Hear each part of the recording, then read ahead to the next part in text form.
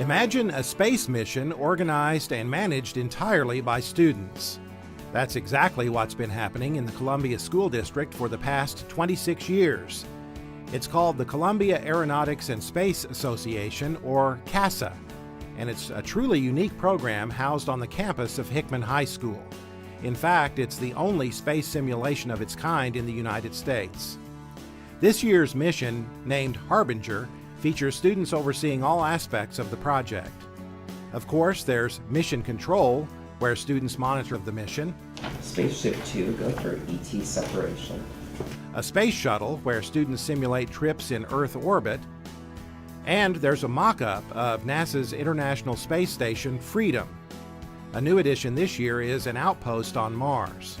Work on the space mission begins early in the school year with instruction in aerospace technology classes and culminates each February with a 6-day, 5-night aerospace simulation.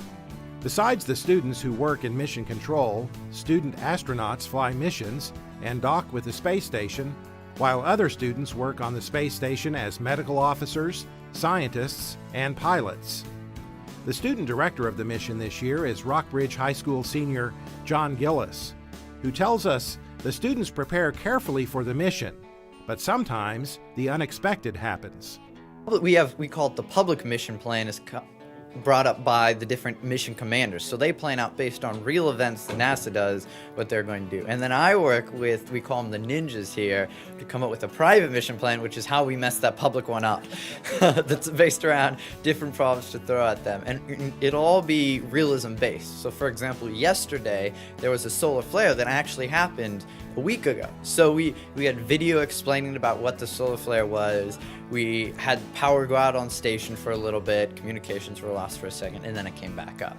And then we use it as a teaching moment for anybody watching and for anybody in CASA to show, here's something really what's going on, here would be the actual effects. And then they have to problem solve with it to figure out, well, what really caused that, why did that happen? And then at the end of the day we say, okay, here's the answer, so they can learn from it and get better and better.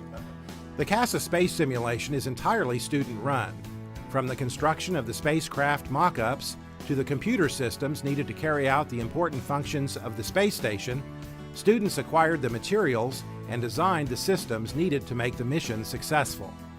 But the program does much more than teach students science.